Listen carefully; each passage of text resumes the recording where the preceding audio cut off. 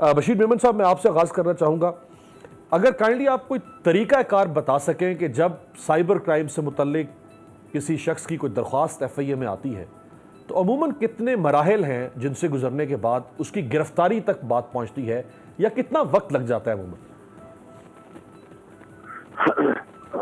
आपकी बहुत मेहरबानी, आपने मुझे मतलब मदऊ किया अपने प्रोग्राम में।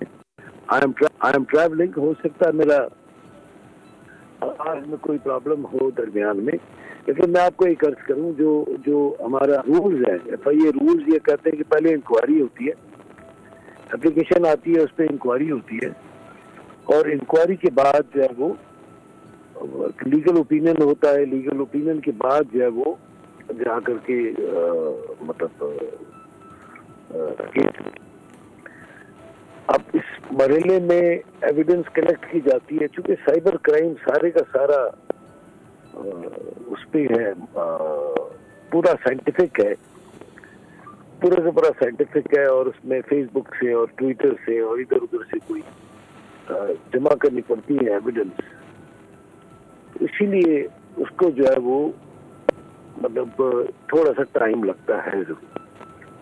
लेकिन मैं आपको थोड़ा सा एक खुशगुजार करना चाहूँगा।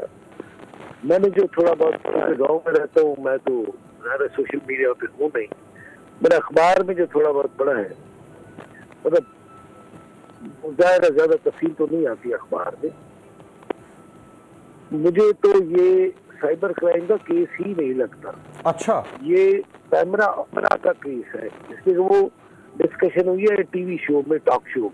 मेरा पहला ओपिनियन तो ये है, माय फर्स्ट ओपिनियन ये। और दूसरा, मैं ये समझता हूँ कि जो जज साहब का जो जजमेंट है, जजमेंट ऑफ द सेशन जज साहब, वो बिल्कुल ही ऐसा जजमेंट है जो कि नंबर वन ये इनकॉम्पिटेंस शो करता है। मैं ये नहीं कहूंगा कि इनकॉम्पिटेंस शो करता है। FIA का जो भी लीडर है उसका, ये जो बच्चे आए हुए हैं, मैं थोड़ा सा उनके ये बात करूंगा। ये जो अभी साइबर क्राइम में जो रिक्रूटमेंट हुई है, यकीन करें बहुत अच्छे बच्चे हैं, वेरी हाईली क्वालिफाइड, बहुत ही पढ़े लिखे बच्चे हैं। लेकिन अब आप सोचेंगे कि बात तो जाहिर है, एक इज्जतदार आदमी पे केस रजिस्टर हुआ, वो छूटा रजिस्टर हुआ, वो लेकिन ये करवा कौन रहा है, हमने देखना ही है।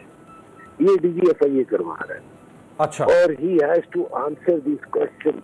उसको नहीं तो DG FIA, बशीर मेमन साहब आप भी DG FIA रहे, DG FIA को जाती तो मोहसिन बेग साहब से कोई दुश्मनी नहीं है, ना मुराद सईद साहब से कोई जाती मोहब्बत होगी। मैं ये कहूँगा तो किसी की माँ पर हो रहा होगा तो किसी का। देखो ना, मैं आपको एक कहूँ, मैं तो पहले भी यही बात तो आज मेरे लिए बन गई है प्रॉब्लम। मैं रोज कोर्टों से अपनी बेले कराता फिर रहा हूँ कि मैं उस वक्त भी यही कहता था कि भाई हमारा कोई एजेंडा नहीं होता, हमारा एजेंडा लॉ होता है, कानून होता है। जो कानून है उसके पर अमल होगा, जो कानून नहीं है उसके पर अमल नहीं होगा। ये एक पॉलिटिकली मोटिवेटेड केस है आप कह रहे हैं?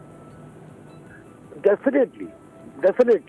अच्छा, यहाँ केस दर्ज होता है बशीर मेमन साहब, यहाँ केस दर्ज होता है, कोर्ट कह रही है मैं जी वो आपने साइबर क्राइम में घसीट के ले आते हो, मतलब बिल्कुल क्लियर है ना, तो लीगल ओपिनियन दिया है, उसको हुक्म दिया 9 बजे FIR कर दो, लाहौर में FIR हो रही है और 9:30 बजे आप रेड कर रहे हैं इज्जतदार आदमी पे। अब वो सिविल कपड़ों में जा रहे हैं। जो कानूनी कार्रवाई है वो पूरी करनी पड़ती है, आपको पूरी करनी पड़ेगी। कानून एक कमेंट अगर आप कर दें मेमन साहब, एक कमेंट कर दें तो मैं फिर आगे बढ़ता हूं बाकी मेहमानों की तरफ के। आधे घंटे के अंदर यानी FIR दर्ज होने से लेके और रेड करने का जो आधे घंटे का बीच में दौरानिया है, जो आपने तरीकाकार बताया कि ये मराहिल हैं और फिर जाके केस रजिस्टर होता है, तो इससे तो लग रहा है कि कम से कम ये 2-2.5 महीने लग जाते होंगे वेरिफिकेशन ऑफ कंप्लेंट से लेके केस रजिस्ट्रेशन तक। अरे बिल्कुल, यही मैं अमीर साहब यही कह रहा हूँ कि ये 3-4 स्टेप्स है ना। तो CFR बनी, उसने उठते ही उसको बताया कि जी व्हाट्सएप पे ये FIR कर दो, हुक्म आ गया और इसको फिर पकड़ लो। राइट। सब्सक्राइब करें और बेल दबाएं ताकि कोई खबर रह न जाए।